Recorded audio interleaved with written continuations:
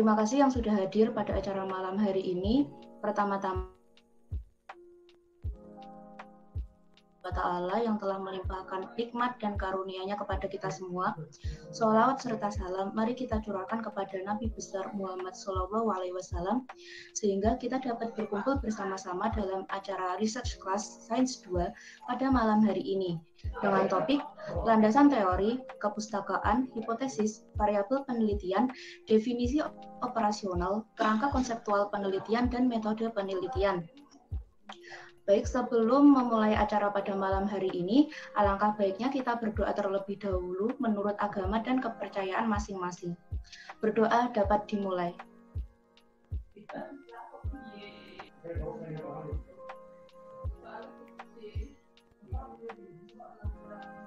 Baik, tiada kata cukup untuk berdoa. Semoga acara pada malam hari ini dapat berjalan lancar. Amin.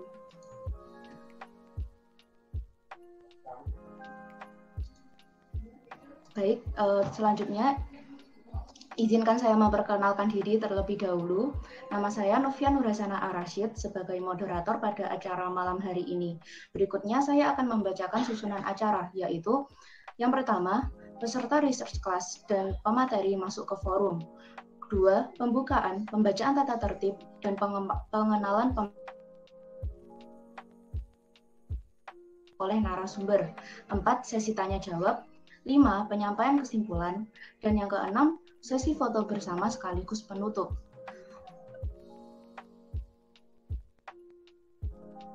Mungkin untuk panitia bisa share screen untuk tata tertibnya.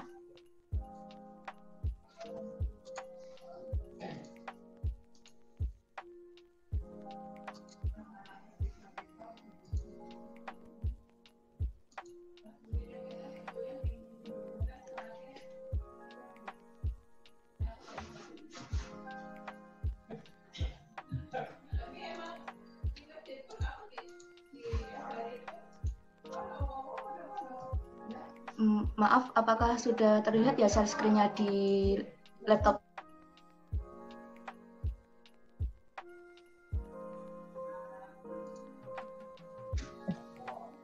Iya, aku belum sih. Aku belum, Kak. Oh, belum juga ya.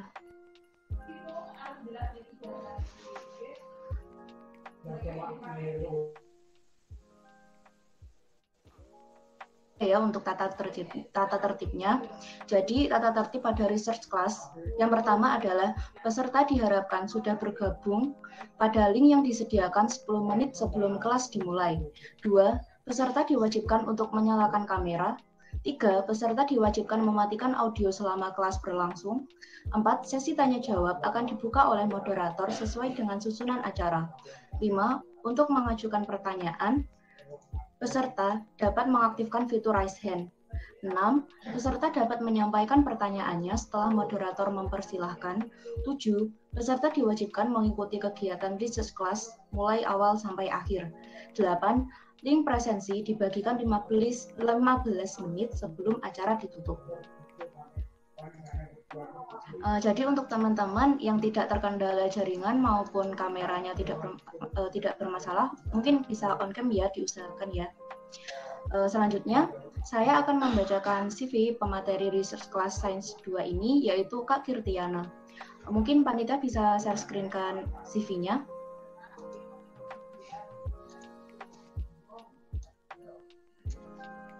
Nah, jadi teman-teman, pemateri pada malam hari ini adalah Kak Kirtiana Bayanur Hudaniyah. Kak Kirtiana ini sangat aktif dalam organisasi juga prestasi. Di situ sudah ada banyak sekali prestasi dan riwayat organisasi dari Kak Kirtiana ini. Contoh dari prestasinya antara lain menjadi Best Speaker Konferensi Internasional Indonesia-Malaysia pada tahun 2018, lalu finalis karya tulis ilmiah tingkat nasional pada tahun 2018, juara 1 karya tulis ilmiah tingkat nasional 2019, sekaligus mendapatkan juara Best Paper. Lalu untuk riwayat organisasi dari Kak Kirtiana ini,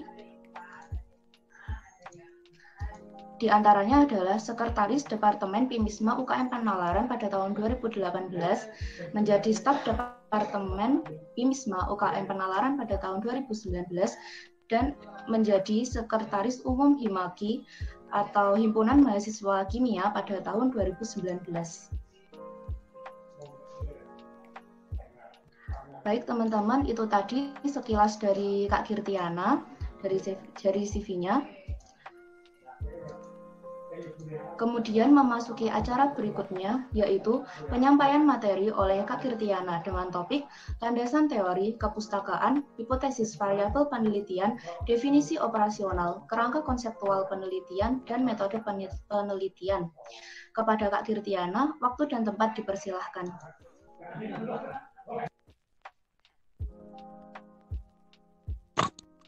Tes, dengar nggak? Tes, halo. Iya, Mbak. Iya, Dengar ya, dengar kan? Iya, dengar. Jelas, Mbak. Oke, baik. Terima kasih Mbak Novia selaku moderator Research Class pada acara malam hari ini. Sebelumnya saya juga mengucapkan terima kasih kepada teman-teman divisi penelitian, kepada kadipnya Mbak Nuring dan kadepnya Mbak Vina ke Departemen PIMISMA, dan teman-teman seluruh pengurus UKM Penalaran. Terima kasih banyak sudah memberikan kesempatan untuk saya lagi gabung bersama teman-teman UKM Penalaran di sini. Nah, sebelumnya saya dari tadi melihat teman-teman sepertinya saya itu asing banget ya sama nama-namanya teman-teman di sini. Nah, mungkin kita di sini perkenalan dulu kali ya, biar sama-sama kenal dan enak aja nanti pada saat kita berbincang-bincang. Sebelumnya, perkenalkan, nama saya Kirtiana Bayana Hudenia, biasa dipanggil Kirti, dari jurusan Kimia Fakultas Sains dan Teknologi angkatan 2017.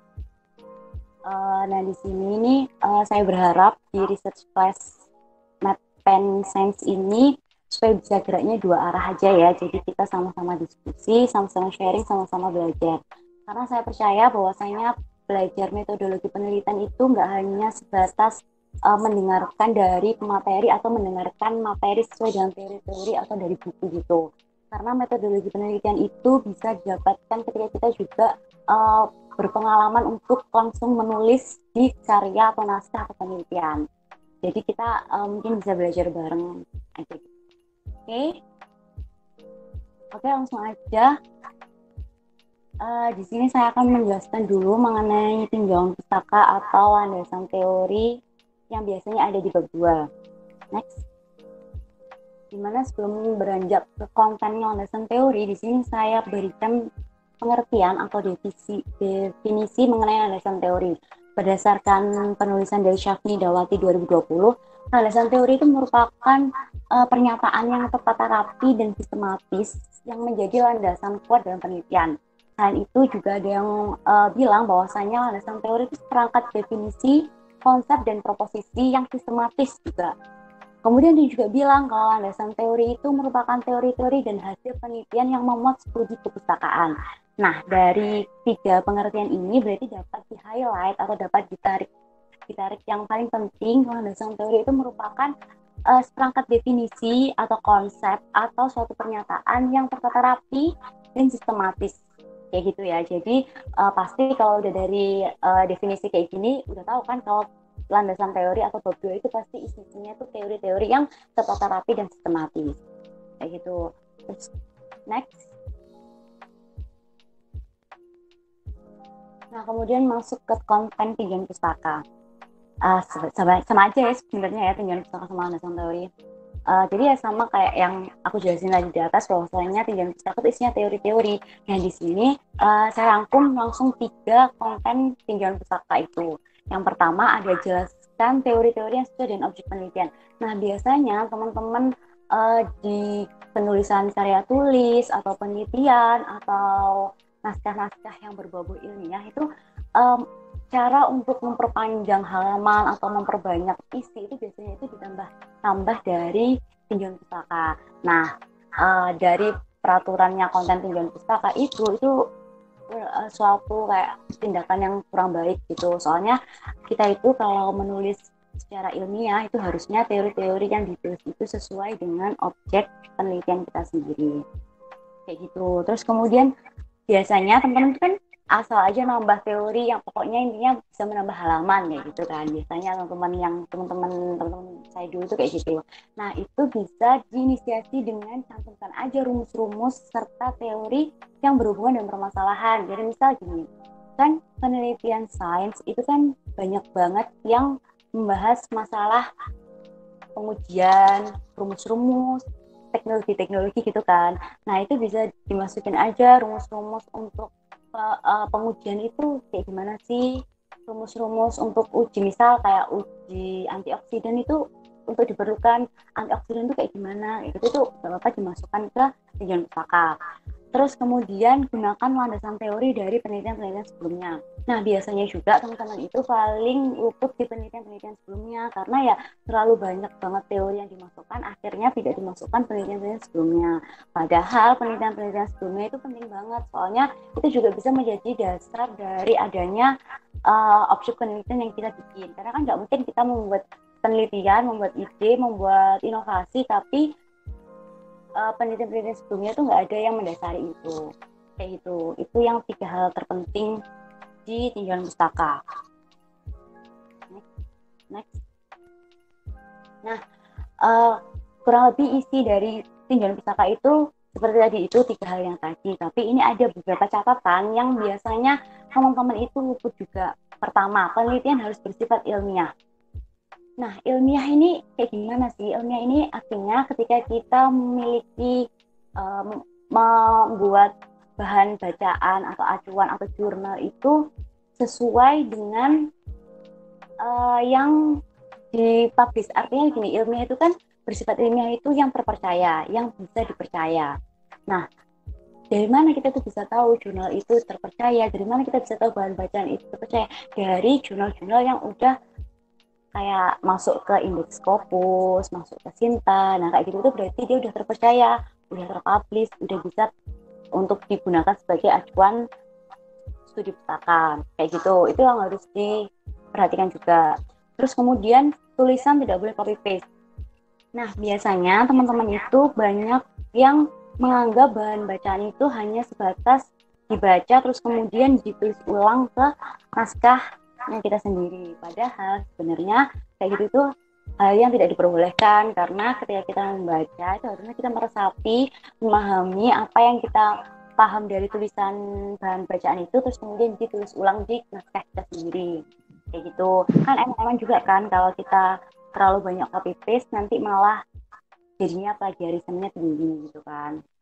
Nah, terus yang ketiga ada teori-teori harus proporsional, tuh sama kayak definisi yang sebelumnya ya, bahwasanya teori-teori harus proporsional itu harus sesuai dengan objek penelitian. Artinya kita tidak boleh menambahkan bahasan-bahasan teori-teori yang terlalu melebar. Nanti malah takutnya pembahasan dalam naskah atau penelitian itu tidak runtut atau tidak sistematis tadi. Nah, gitu. Terus kemudian yang terakhir diperhatikan kutipan dan citasi. Nah, ini juga biasanya yang paling sering luput karena mungkin malas membaca atau malas mencari, itu kutipan atau citasi dari jurnal-jurnal yang kita cari, yang bahan acuan atau yang bahan bacaan kita itu, citasi atau kutipan yang ada di situ malah kita copy paste juga di naskah kita. Nah, kayak gitu juga nggak boleh. Kita harus mencari jurnal utama yang ada di jurnal yang kita buat gitu. Paham nggak sih? Jadi kan jurnal yang kita pakai ini jurnal A. Di situ mengutip dari jurnal B. Nah, berarti kita harus bisa mendapatkan jurnal B yang jurnal aslinya itu, jurnal utamanya itu. Kayak gitu baru kita bisa menaruh citasi atau kutipan di naskah penelitian kita. Kayak gitu. Nah, kurang lebih untuk penjelasan tinjauan pustaka itu seperti itu sih. Semoga teman-teman paham ya sampai sini. Paham nggak? Paham, Kak. Oke, lanjut. Nah, ini tuh ada satu contoh judul penelitian. Mungkin kan teman-teman di sini pasti kan sudah banyak banget pengalaman menulis kan ya. Mungkin bisa nggak teman-teman kira-kira nih dengan judul penelitian ini kira-kira konten untuk tinjauan pustaka yang baik untuk penulisan penelitian itu apa aja sih? Mungkin teman-teman ada yang mau berargumentasi gitu.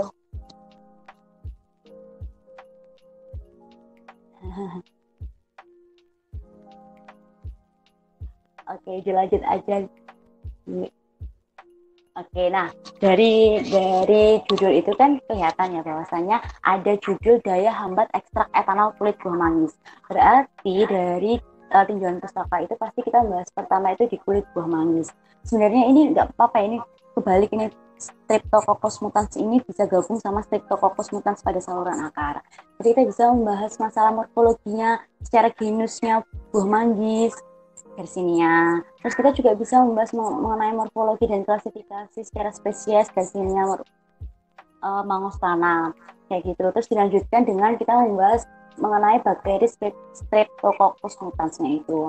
Langsung ke bahan alternatif medikamen saluran akar yang biasanya penelitian-penelitian sebelumnya itu ditaruh di sini Streptococcus mutans pada saluran akar karena kan yang udah relate gitu. Terus dilanjutkan dengan pengujian atau di dalam penelitian yang daya hambat ekstrak etanol ini menggunakan screening antimikroba. Kayak gitu kurang lebih konten isi dari tinjauan pustaka dari penelitian daya hambat itu ada 5 poin itu, tapi tidak menutup kemungkinan bisa ditambah yang lain, itu hanya sekilas contoh aja. Kayak gitu. Next. Nah, selanjutnya udah masuk ke bab 3 metodologi penelitian. Next.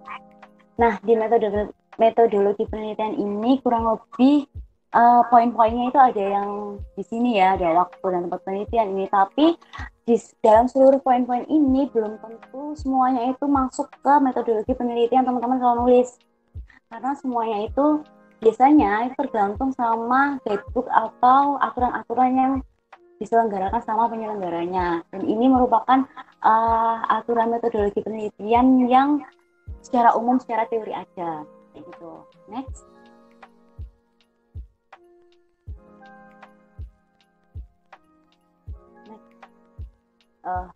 Sebelumnya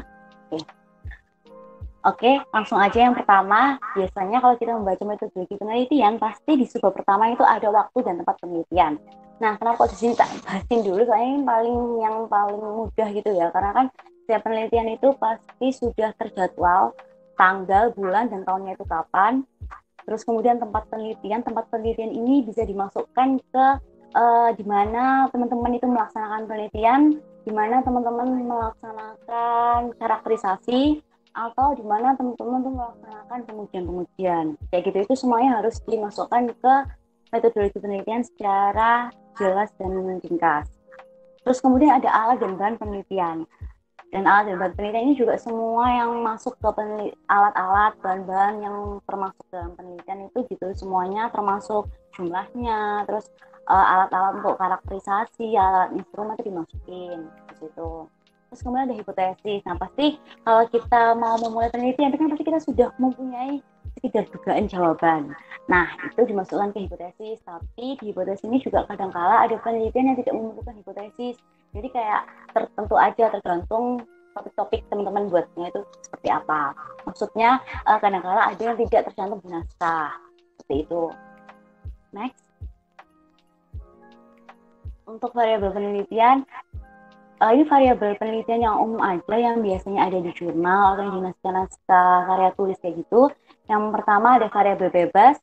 Variabel bebas ini variabel yang mempengaruhi variabel terikat. Artinya variabel bebas ini variabel yang paling berpengaruh.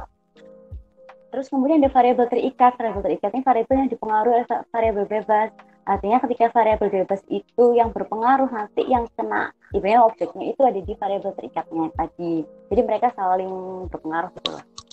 Terus dengan variabel kontrol, itu variabel yang terkontrol, yang dikontrol selama respon dari variabel bebas yang terikat itu terjadi. Nah, kemudian ada variabel moderator dan intervening. Nah, pada variabel moderator sama intervening ini variabel yang kadangkala ada di penelitian, kadangkala ada yang enggak, karena tergantung juga sama topik penelitian sains yang teman-teman buat. Karena ada yang penelitian itu yang langsung menjujuk ke tujuan akhir, jadi kayak nggak diikut sertakan gitu untuk variabel moderator sama intervening. Pada intinya sih variabel moderator itu untuk memperkuat atau memperlemah variabel bebas sama terikatnya. Kayak mendukung variabel bebas dan terikatnya. Sedangkan variabel intervening itu variabel yang mempengaruhi keduanya. Kayak gitu. Next. Nah, ini ada satu judul lagi yang sama, mungkin ya judulnya sama yang tadi.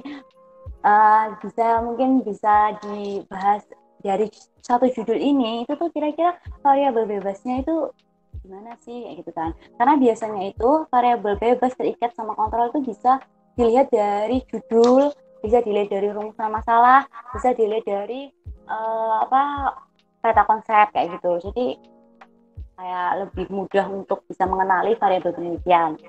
Nah, di sini kan daya hambat ekstrak etanol kulit buah manggis terhadap bakteri Streptococcus mutans. Berarti di sini itu ekstrak etanol kulit buah manggis ini yang paling berpengaruh untuk pertumbuhan bakteri Streptococcus sebagai bahan alternatif. Artinya variabel bebas dalam judul penelitian ini ekstrak etanol kulit buah manggis dengan variasi konsentrasi tertentu. Ini kurang ya, dengan variasi konsentrasi tertentu. Pastinya kan kalau variabel bebas itu pasti dia itu yang berbeda-beda gitu loh. Jadi karena dia yang nanti akan diujikan ke pertumbuhan bakterinya. Makanya dia ada variasi konsentrasi tertentu. Variabel terikatnya jelas di bakteri Streptococcus mutans. Sedangkan kontrolnya ada yang dikontrol selama terjadi antara ekstrak etanol kulit buah manggis itu ke pertumbuhan bakteri itu apa aja. Ya, pertama seperti volume etanol, lama maserasi, berat, kulit buah manggis, dan lain-lain. Kayak gitu. Next. Nah, ini judul penelitian yang lain ya, pengaruh waktu dan temperatur pada reaksi isomerisasi alfa pinena menggunakan katalis ZR4+ atau zeolit alam. Nah, mungkin teman-teman di sini sudah di next. Oke, nggak apa-apa. Loh, ya udah nggak apa-apa, di next aja. Oke, berarti di sini dari judul penelitian itu bisa didapatkan variabel bebas jelas yang bisa dibedakan itu pengaruh waktu dan suhunya. Sedangkan yang terikatnya yang mempengaruhi suhu dan itu ada senyawa alfa pinena menjadi produk isomernya itu. Dan yang terkontrol jelas di pengadukan, cara kerja, volume reaksi kayak gitu. Sepertinya ini mudah ya buat teman-teman ya untuk menentukan variabel penelitiannya. Next. Nah, selanjutnya ada definisi operasional. Nah, di definisi operasional ini merupakan penjabaran dari variabel penelitian yang sebelumnya. Kenapa? Karena biasanya di variabel penelitian itu hanya dituliskan sebatas variasi konsentrasi gitu. Nah, penulisan kayak gitu itu dikhawatirkan pembaca atau peneliti yang lain itu mempunyai argumen atau mempunyai interpretasi tertentu, interpretasi yang lain, asumsi yang lain kayak gitu. Jadi, adanya definisi operasional itu bertujuan untuk menghindarkan dari perbedaan interpretasi pembaca atau peneliti. Sehingga antara peneliti, antara penulis naskah itu bisa satu frekuensi gitu maksud dari penulisannya. Maka dari itu, definisi operasional itu harus spesifik dan terukur. Nah, dari penulisannya juga itu ada macam-macam definisi operasional, di mana biasanya definisi operasional itu ditulis berdasarkan kamus KBBI. Terus kemudian juga ditulis berdasarkan eksperimental, artinya menjelaskan variabel-variabel yang diteliti secara keseluruhan. Terus kemudian ada definisi operasional terukur, artinya itu dijelaskan bagaimana sih cara pengukurannya kayak gitu. Next.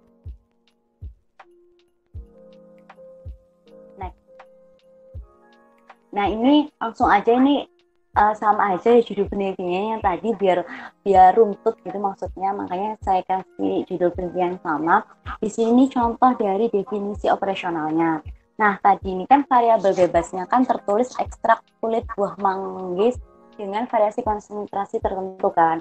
Nah, ini bisa didefinisikan di definisi operasional, di mana di sini dituliskan konsentrasi sekian konsentrasi 0,048, konsentrasi 0,024 itu juga dijelaskan apa artinya ekstrak etanol kulit buah manggis dengan konsentrasi 0,024%, dengan konsentrasi 0,012% dan sebagainya.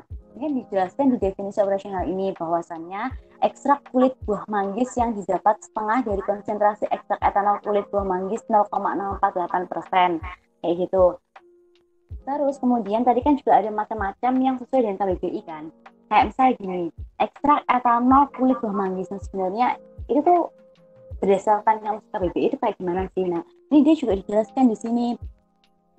Ekstrak kental yang diperoleh dengan melakukan ekstraksi kulit buah manggis. Nah, itu kan juga termasuk dalam definisi operasional yang kamus KBBI tadi, konsepsi kayak gitu. Terus juga di sini juga dijelaskan skala ukur dan alat ukurnya. Selain itu tadi kan juga ada definisi operasional secara yang variabel, menjelaskan variabelnya.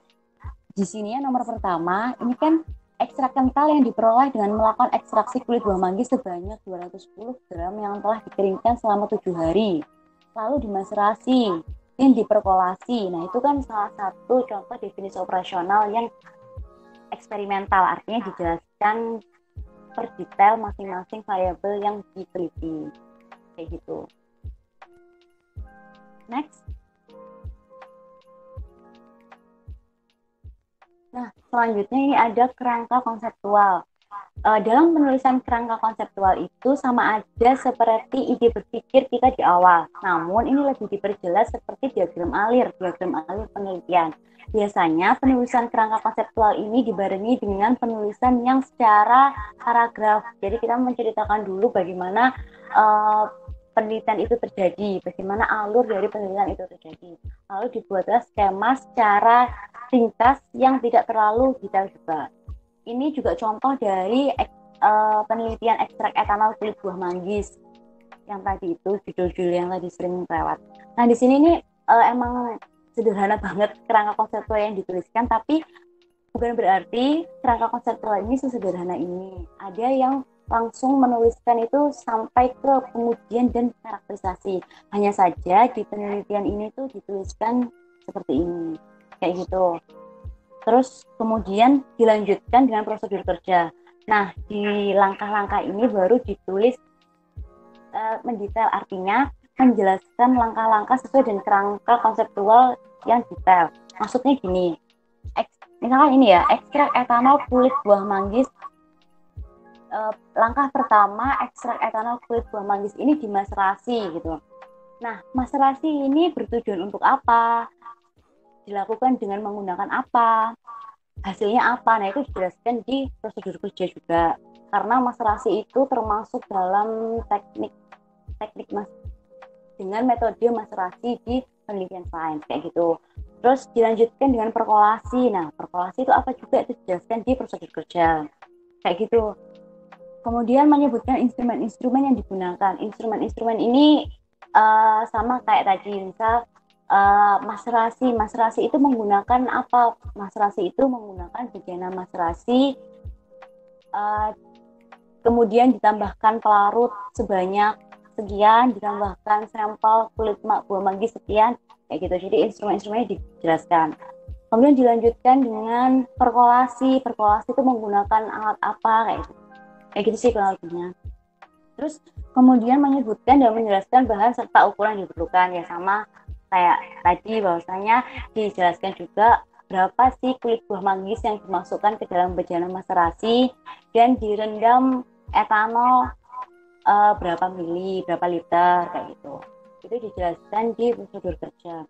Untuk tips-tips menulis langkah kerja itu sebenarnya yang paling baik dibikin konsep kerangkanya dulu biar runtut secara sistematis pada saat menulis langkah-langkah prosedur kerjanya. Kayak gitu. Next. Nah, ini ada jenis data penelitian dan sumber data penelitian. Pasti di sini teman-teman paham ya maksud dari data penelitian itu gimana. Karena kan ketika kita penelitian itu kita pasti menghasilkan data. Yang mana data itu entah kita menghasilkan suatu angka atau menghasilkan verbal. Nah, kalau misalkan penelitian kalian bersifat kuantitatif, berarti nanti hasil penelitian kalian berwujud angka, diagram, grafik, kayak gitu-gitu. Kalau kualitatif berarti berwujud verbal atau biasa disebut dengan deskriptif, kayak gitu. Terus sumber data penelitian tergantung dari teman-teman mengambil data penelitian itu dari mana. Nah, kalau teman-teman hanya mengandalkan studi pustaka atau studi literatur, berarti teman-teman mengambil sumber data sekunder. Jangan kalau teman-teman langsung ke eksperimen atau langsung wawancara, berarti teman-teman menggunakan sumber data primer. Nah, untuk penulisannya, biasanya itu jenis data sama sumber data ini bisa langsung digabungkan dalam satu paragraf. Maksudnya nggak usah yang per poin, per subbab gitu. Soalnya kan daripada kebanyakan subbab di metode penelitian gitu kan. Kayak gitu. Next.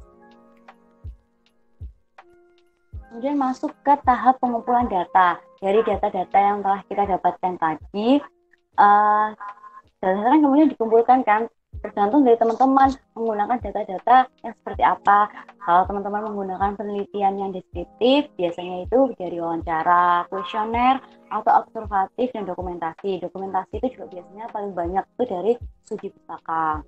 Kayak gitu. Terus kalau teman-teman melakukan penelitian eksperimen, berarti ya pengumpulan datanya dengan cara kita melakukan lab atau melakukan eksperimen yang langsung gitu. Kayak gitu. Next. Nah, setelah data-data terkumpul, kita sudah melakukan pengujian dan sebagainya, waktunya untuk di pengolahan data. Nah, di tahap pengolahan data ini juga bermacam-macam banget cara pengolahannya, tergantung dari penelitiannya. Di sini kalau data kalian kualitatif, berarti analisanya itu tidak usah menggunakan statistik, artinya hanya interpretasi secara deskriptif itu, misal hasil survei, hasil kuesioner, hasil wawancara. Tapi kalau yang kuantitatif itu biasanya menggunakan statistik, interpretasinya menggunakan regresi, ANAVA, atau ada yang ASD, kayak gitu, atau ada yang menggunakan persen inhibisi dan sebagainya. Kayak gitu sih kurang lebihnya, itu semua tergantung sama topik dan objek penelitian teman-teman yang dibuat. Kayak gitu. Next. Sepertinya udah selesai. Iya. Kayak gitu kurang lebihnya mengenai metodologi penelitian dan tinjauan pustaka. Mungkin dari teman-teman di sini ada yang ingin bertanya atau ada yang belum dipahami, monggo dipersilahkan. Baik, sebelumnya terima kasih kepada Kak Girtiana yang telah menyampaikan materi jawab. Untuk teman-teman yang memiliki pertanyaan dan ingin dipertanyakan, silakan untuk mengaktifkan fitur raise hand-nya. Nanti akan dipersilakan untuk unmute atau bisa menulis pertanyaan di chat. Silakan untuk raise hand yang ingin bertanya.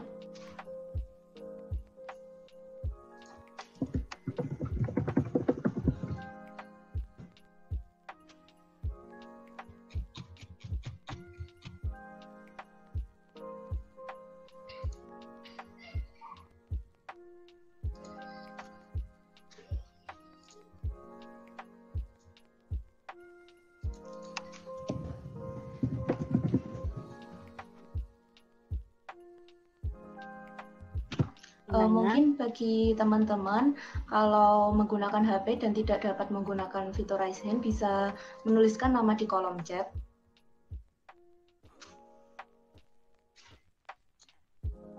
Silakan teman-teman yang ingin bertanya.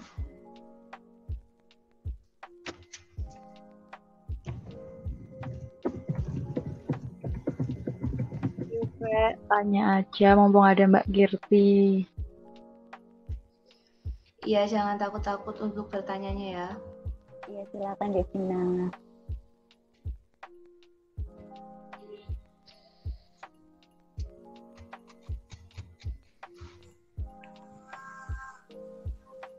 Sains banget ya Mbak Girti ya. Itu ada yang tanya Novia, mungkin bisa dibacakan. Iya, ini ada yang bertanya dari Octavia Intifada. Jadi akan saya bacakan pertanyaannya. Permisi Kak, mau tanya, sebelumnya perkenalkan, saya Octavia dari Divisi Medinfo. Tujuan pustaka pasti nggak jauh dari daftar pustaka. Di masa pandemi kan nggak boleh ke perpus. Bagaimana cara mendapatkan daftar pustaka yang sesuai dengan hanya bermodalkan internet? Itu Kak pertanyaan dari Octavia Intifada untuk Kak Kirti. Dipersilakan untuk menjawab. Baik, terima kasih Mbak Novia ya.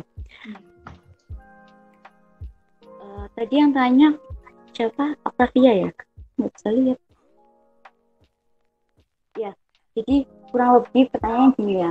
Bagaimana cara mendapatkan tinjauan pustaka? Artinya bagaimana cara mendapatkan pustaka-pustaka kalau kita tidak bisa ke perpustakaan? Kayak gitu ya? Iya Kak, seperti itu. Oke. Ya, oke, nggak apa-apa, nggak on.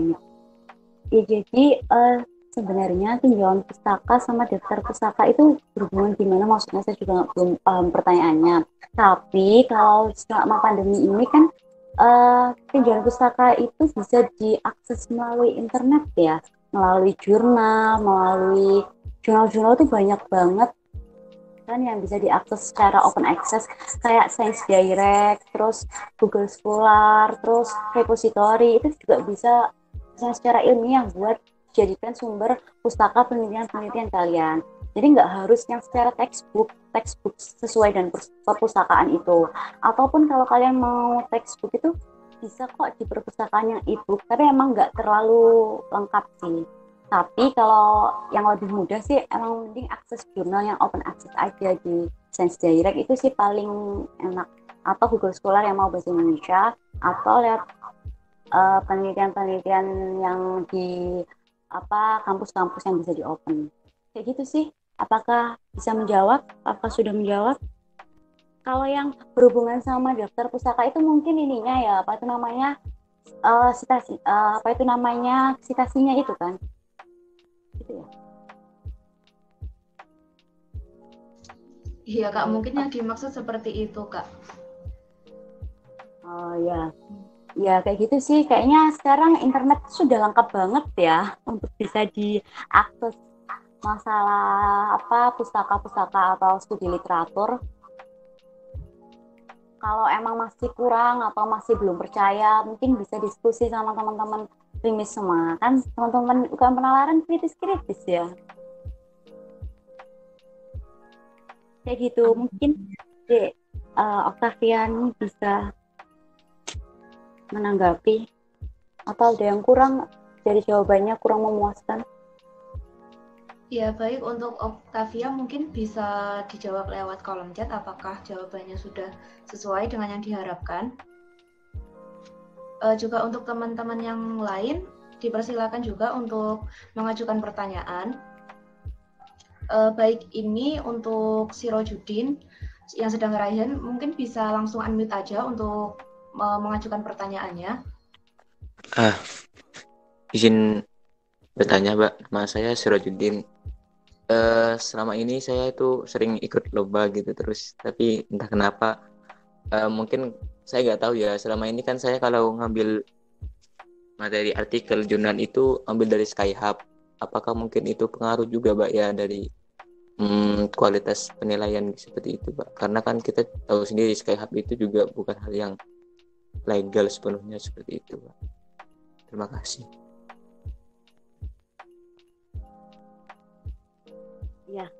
Ya, terima kasih pertanyaannya Dek Sirojudin. Di Skyhub itu ya. Ya, kalau dibilang legal ya emang benar ya, itu sebenarnya itu tidak nggak bisa dihubungkan.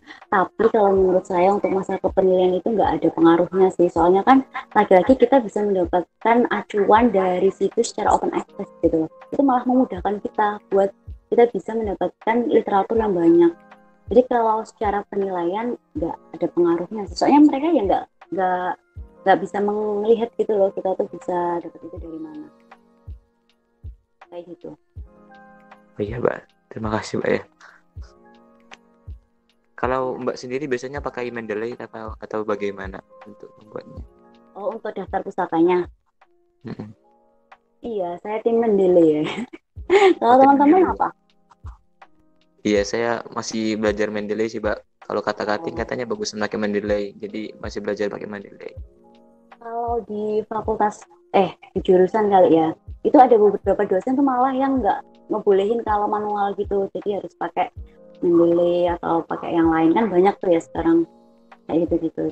Jadi ya mungkin teman-teman bisa mendalami yang menggunakan itu daripada manual. Soalnya saya dulu tuh pas maba itu juga sering kayak gitu, tapi pakai manual gitu, jadi langsung bikin sendiri atau copy paste dari yang saya kan biasanya ada yang di bawah itu kayak gitu. Jadi mungkin Mbak Vina itu mau ini bikin tutorial Mendeley. Ya, Pak. Terima kasih, Mbak ya. Ya, Ya, semakin yakin untuk pakai Mendeley. Ya, join di research kelas selanjutnya ya, biar tahu caranya.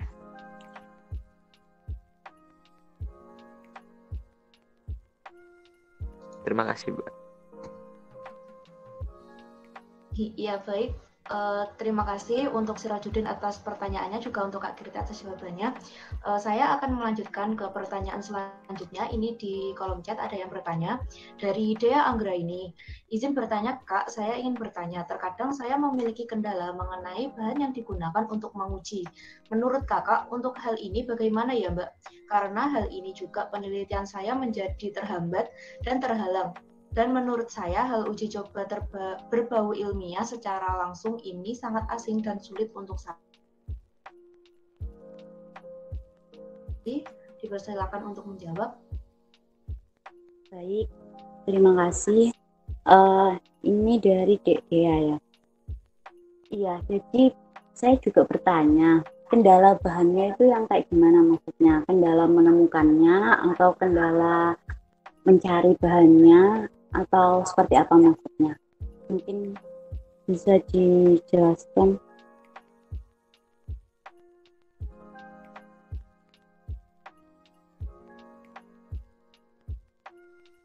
Menemukan dan mencari bahannya, Mbak. Kalau boleh tahu bahan apa misalnya? Enggak, maksudnya gini loh, yang disusahkan. Kan kalau misalkan kita sudah mempunyai topik atau ide atau objek penelitiannya, kan berarti bahan sudah tahu bahannya apa aja gitu maksudnya. Paham nggak maksudku?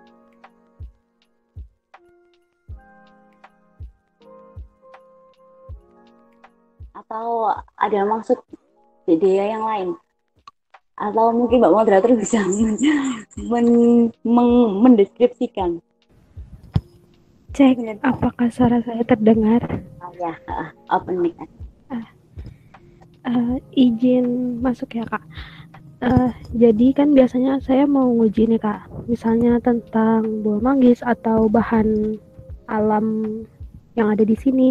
Nah, kalau pengujian-pengujian itu untuk mengetahui kadar yang ada di dalamnya atau menguji sesuatu itu misalnya menggunakan seperti bahan-bahan kimia gitu kan, Mbak. Nah, saya itu terkendalanya di bahan kimianya itu nggak ada, kadang susah dicari, dan kalau apalagi kan kalau dilakukan di rumah takutnya itu berbahaya. Untuk masalah ini bagaimana ya, Mbak? Oh iya ya, saya pikir bahan utamanya berarti bahan reagent, pelarut gitu-gitu ya. Kalau yang tadi bahas kulit buah manggis itu banyak banget sebenarnya bahannya. Misal kayak pelarut, kan karena yang dibutuhkan pelarut ya, pelarut metanol, etanol, enhexan, itu tuh banyak banget yang bisa dipesan. Nah memang kalau terkendala, kalau misalkan ini penelitiannya untuk skala karya tulis, itu memang susah sih sebenarnya kalau eksperimen, karena kan butuh lab, butuh perlakuan-perlakuan yang langsung kan. Nah itu mending izin aja di laboratorium, terus beli sendiri bahannya memang. Kalau untuk pelarut-pelarutnya itu memang beli sendiri. Terus terkendala mencari dan menemukan itu, setahu saya kemarin juga mencari buat skripsian kan, itu ada kok setahu saya di internet, dipesan-pesan di internet gitu. Mungkin memang waktunya yang lama yang datang kayak gitu. Atau bisa aja langsung saya ada kontaknya sih kalau misalkan memang mau, kalau misalkan mau toko langsung yang jual bahan-bahannya kayak gitu. Tapi kalau untuk kayak PKM, terus penelitian-penelitian yang didanai, itu kan juga tetap harus pesan, dan menurut saya nggak susah sih kayaknya kalau udah masuk ke penelitian-penelitian yang skalanya besar kayak gitu. Kalau penelitian-penelitian skalanya kecil mungkin yang susah, soalnya kan nggak bisa beli sedikit-sedikit kayak larut-larutnya itu kayak gitu sih, kayak gitu. Gimana Dede ya? Ya, terima kasih Mbak. Oh ya Mbak, untuk izin laboratorium, nah saya baru tahu nih Mbak, soalnya kan saya baru berkecimpung juga kan untuk riset secara ilmiah ini. Untuk izin ilmiah itu sendiri, apakah ada perlakuan khusus, terutama kan kalau saya kan di daerah Kalimantan gitu, bukan di kampus gitu.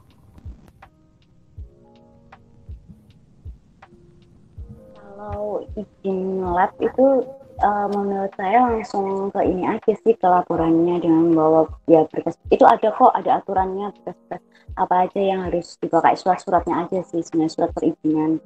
Kalau lab itu, kalau setahu saya ya, itu di kampus sih, kayak labnya kampus, misalkan di UNER gitu. Tapi kalau izin lab yang laboratorium umum, yang kayak laboratorium daerah, misalnya kayak kamu di Kalimantan itu, saya belum pernah sih ya kalau untuk izin lab yang masuk ke lab daerah-daerah gitu. Tapi kalau yang kampus itu bisa kok langsung aja ke laporannya atau ke pihak yang setujunya, ke lab mana yang kamu mau.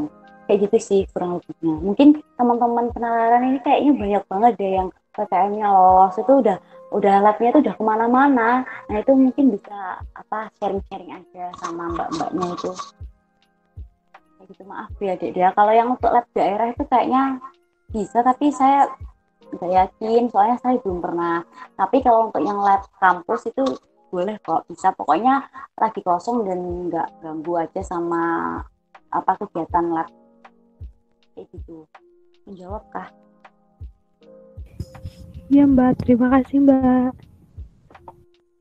Ya sama-sama lah, mungkin teman-teman penelitian ini pasti banyak banget kan yang pernah jalan-jalan kemana-mana, terus penelitiannya eksperimen, terus pernah pinjam lab di luar. Aku mungkin bisa coba sharing-sharing nih, kayak gimana perizinannya, birokrasinya susah apa enggak, kayak gitu. Apakah dapat tempat yang memadai, alat-alatnya bisa dipinjam, mungkin kayak gitu bisa sharing-sharing aja. Ya gitu kan Devina ya.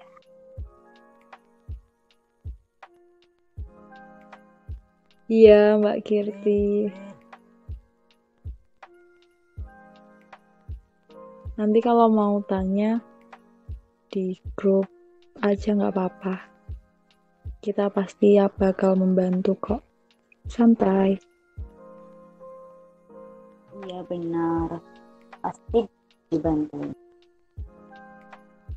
Apalagi kalau hubungannya sama penelitian, soalnya kan namanya UKM penalaran ya, basicnya udah menulis, basicnya literasi, basicnya meneliti, basicnya ilmiah. Jadi nggak mungkin kalau UKM penalaran tidak memfasilitasi kayak gitu. Nah terus gimana nih penelitian teman-teman sampai mana sekarang? Kemarin katanya sudah menemukan ide, berarti sudah dapat judul ya? Pengen tahu deh semua judul-judulnya teman-teman.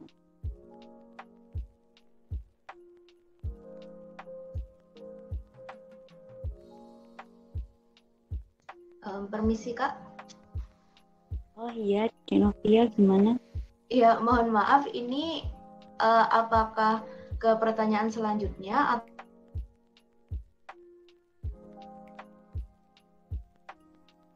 Oh iya, monggo. Ada pertanyaan selanjutnya? Iya, baik, sudah ada. Ini iya. dari Kak Javan Rumi sudah raisen. Mungkin untuk Kak Javan Rumi silakan untuk langsung unmute saja mengajukan pertanyaannya.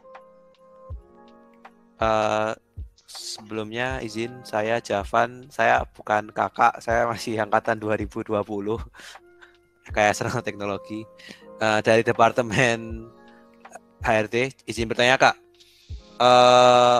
untuk sitasi kan kadang-kadang kita itu kadang dapat dari jurnal luar negeri yang biasanya berbahasa Inggris. Nah, ketika kita nulis di tinjauan pustakanya, untuk sitasinya apakah kita tetap nulis ada apa adanya yaitu bahasa Inggris atau kita artikan jadi bahasa Indonesia?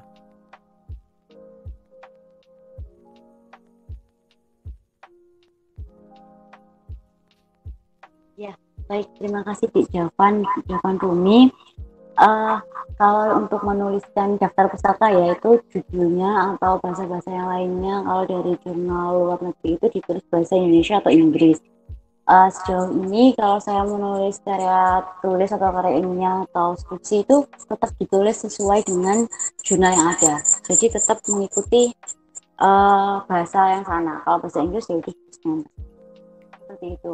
Dan alhamdulillahnya sih selama ini kalau revisian, kalau misalkan kalau pas karya tulis gitu itu nggak terlalu digubris juga sih sama pembimbing HTI kayak gitu. Nggak apa-apa. Terus pas skripsinya juga tidak dimarahin juga. Jadi it is okay. Izin Kak, mohon maaf tadi putus-putus, jadi nggak masalah ya tulis bahasa Inggris tadi ya? Ya, nggak apa-apa, nggak masalah. Oh, ya. Maaf tadi ming ini soalnya ya. Oh ya, apa? Dan saya mungkin tadi kan ada yang nanya untuk perizinan lab. Saya mungkin bisa cerita dikit-dikit soalnya saya pernah ke lab LIPI untuk melakukan percobaan. Nah, iya benar-benar. Gimana? Lab LIPI mana ini ceritanya? LIPI di Bogor. Oh, LIPI Bogor. Iya. Monggo. Jadi dulu itu waktu SMA itu kan lomba. Jadi ada waktu itu pembinaan itu kan ada dosen pembimbing, ada pembimbingnya dari LIPI. Nah, kalau saya sendiri itu dari minta tolong pembimbingnya untuk kontak LIPI-nya. Terus ada lagi waktu itu setelah itu kan saya juga masih butuh ke LIPI lagi. Nah, itu nggak harus berbelit-belit pakai surat-surat apa. Jadi kalau misalnya kalau dikontak langsung aja, jadi kayak asalkan nomornya, apalagi kalau lab terbuka seperti LIPI, itu langsung aja kontak nomornya, nanya, jelasin ya kalau saya butuh lomba dan harus jelas mau pakai alat ini buat ini. Jadi sebelum ke sana itu sudah harus tahu mau pakai alat apa. Jadi nggak boleh kayak nelpon terus nanya untuk bagusnya untuk penelitian ini pakai apa ya. Kalau gitu nanti malah nggak diterima. Jadi harus tahu dulu mau pakai alat apa yang jelas untuk pengujian ini. Bahannya ini, nanti mereka baru nanti bakal balas boleh apa enggak, nanti kesana langsung. Nah, pastinya nanti suruh bayar. Nah, bayarnya tergantung pakai alat apa. Dulu itu waktu itu nguji FTIR itu berapa? Lupa berapa gitu. Kalau buat LIPI itu, terus pernah lagi ke labnya UNS buat uji SEM pakai elektron mikroskop. Itu sama, jadi kita kontak langsung aja, nggak usah pakai surat-surat. Jelasin buat apa, mau pakai alatnya untuk uji ini sebanyak berapa, dan langsung kalau mereka setuju, ini bakal dikontak lagi, gitu. Oh iya Dek Javan, makasih ya atas penjelasannya. Berarti Dek Javan dulu yang di LIPI itu untuk ini ya, karakterisasi ya? Ya, jadi kan FTIR adanya di LIPI, ya. Nggak ada di LIPI sih. Kebetulan saya diarahkan ke LIPI. Iya. Oh ya gitu dia ya tadi ya. Jadi kalau saya ya benar kalau misalkan karakterisasi itu emang seringnya diarahkan ke lab-lab yang ada alatnya ya soalnya ya. Tapi tadi itu saya pikir dari dedehnya itu ini apa izin pinjam lab untuk melakukan penelitian, maksudnya untuk nge-lab. Kayak gitu. Tapi nggak tahu mungkin memang kalau dedeknya mau karakterisasi ya bisa dengan cara yang Dek Javan tadi jelaskan. Kayak gitu benar.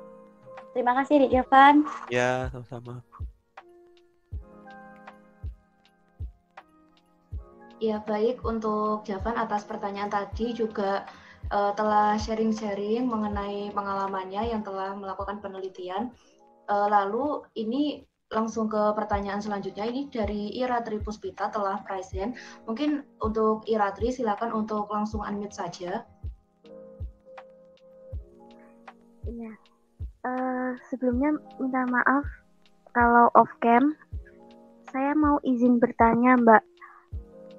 Suara saya terdengar nggak, Mbak? Iya, terdengar. Izin bertanya. kan saya dan kelompok saya itu bikin penelitian mengenai kulit bawang merah kan ya Mbak, yang itu ternyata bisa bermanfaat juga gitu sebagai obat herbal. Nah, apakah itu bisa dijadikan sebuah kayak penelitian Mbak gitu? Dan kalau itu masuk KTI apa Mbak? Kan kalau di PKM kan ada yang kewirausahaan, ada yang pengabdian masyarakat kayak gitu. Itu fokusnya buat obat herbal itu juga untuk menyejahterakan masyarakat di suatu desa yang terdampak COVID gitu Mbak. Jadi masuk KTI apa gitu. Iya, Dek Iratri. Jadi ini ya, Dek Iratri mau meneliti kulit bawang merah untuk dijadikan obat herbal.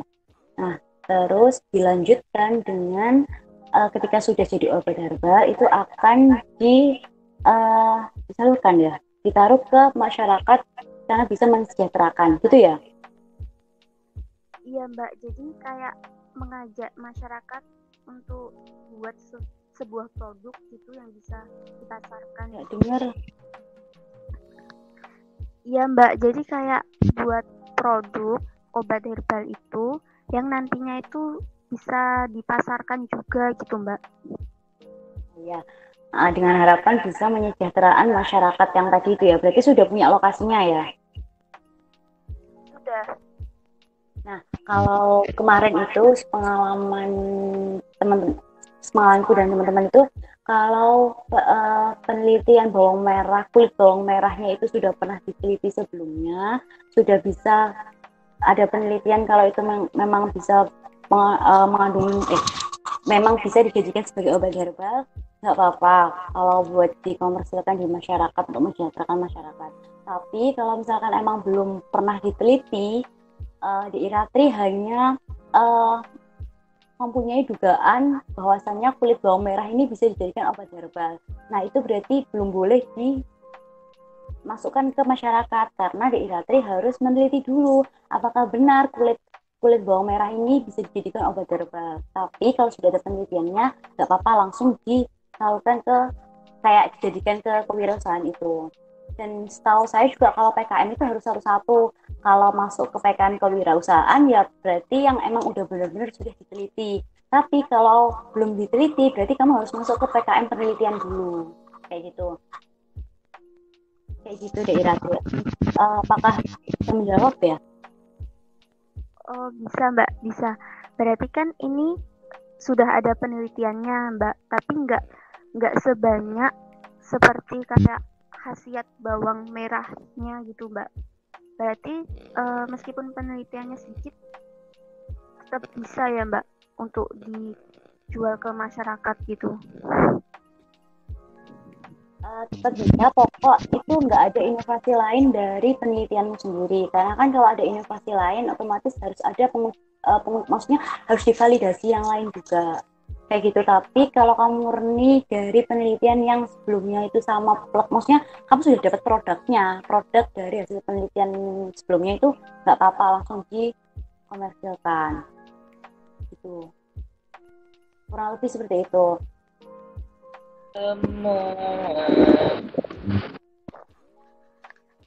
Gimana Dek Iratri? Iya Mbak, sudah terjawab. Terima kasih ya Mbak. Iya, sama-sama.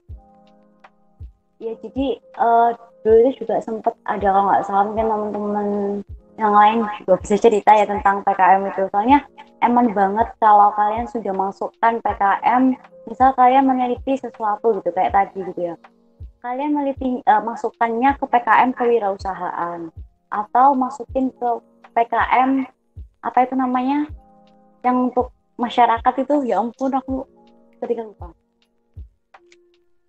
PKM PM Mbak. Itu maksudnya PKM itu. Nah, tapi itu tuh belum diteliti. Nah, nanti itu sampai di tengah-tengah itu malah nggak bisa lolos. Kayak gitu kan eman banget.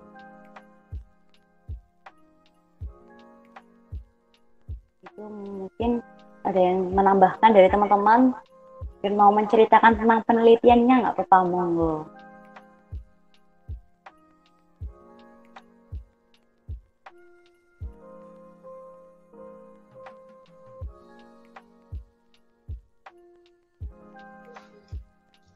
Baik, mohon maaf Kak sebelumnya, ini untuk waktu sesi tanya jawabnya udah habis.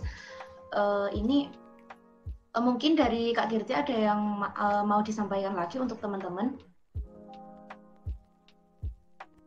Jadi ini sudah selesai apa ada tambahan lagi gitu Novia?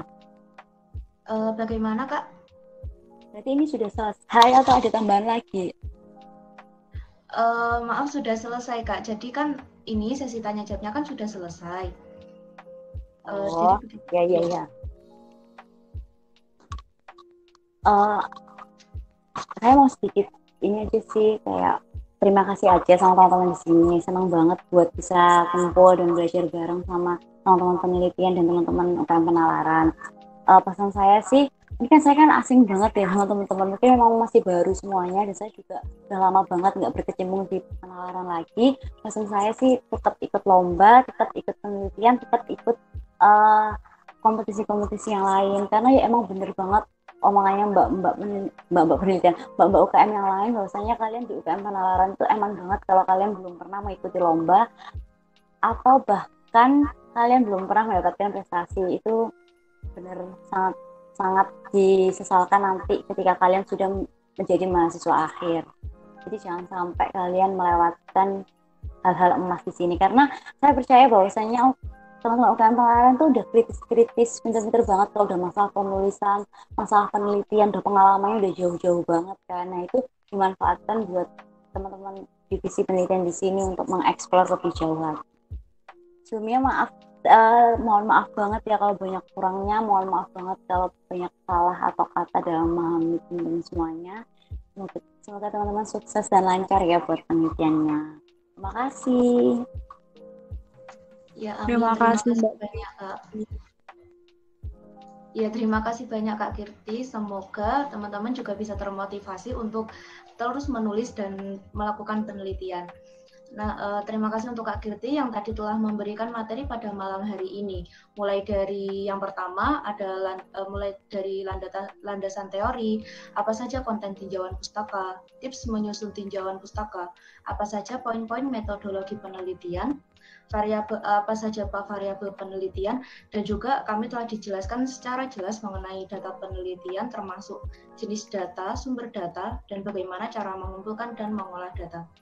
Semoga materi yang disampaikan oleh Kak Kirti ini bermanfaat bagi kita semua.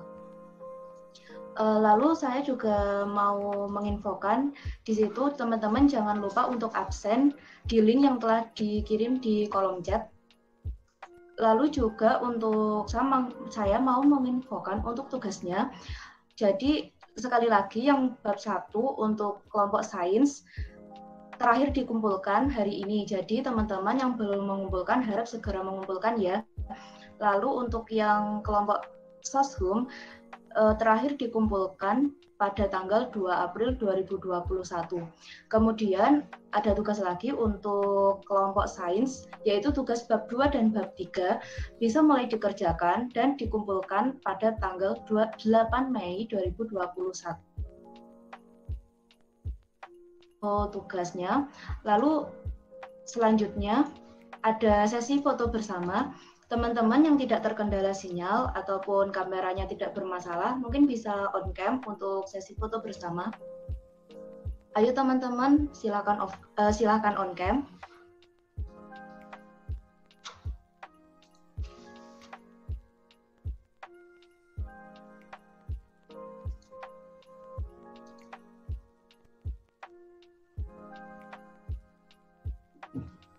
Ayo teman-teman on cam kita foto bareng untuk dokumentasi.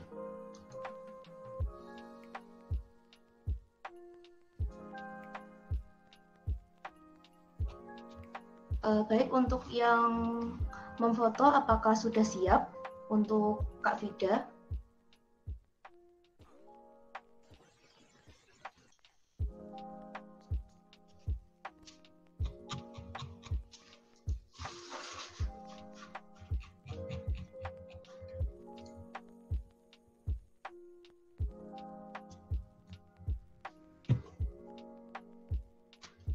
Baik, untuk Kak Vida sudah siap ya Kak? Akan saya hitung untuk foto bersamanya. Baik teman-teman, apakah sudah siap? Saya hitung ya. 1, 2, 3.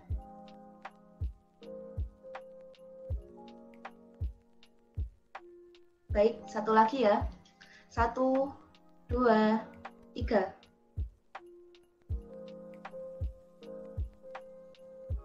Nah, baik, saya kira sudah cukup.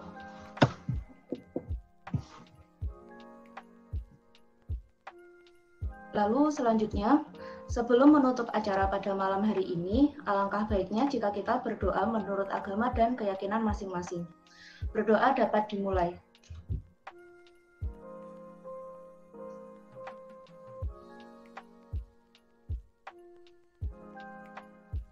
Baik, tidak ada kata cukup untuk berdoa. Alhamdulillah, telah sampailah kita di penghujung acara. Saya selaku moderator, mohon maaf apabila ada kesalahan kata dan perbuatan. Semoga ilmu yang kita dapatkan pada malam hari ini dapat bermanfaat di masa mendatang. Terima kasih untuk Kak Kirtiana yang telah menyampaikan materi, juga teman-teman semua yang telah hadir. Wassalamualaikum warahmatullahi wabarakatuh.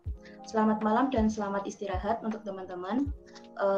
Sudah boleh live.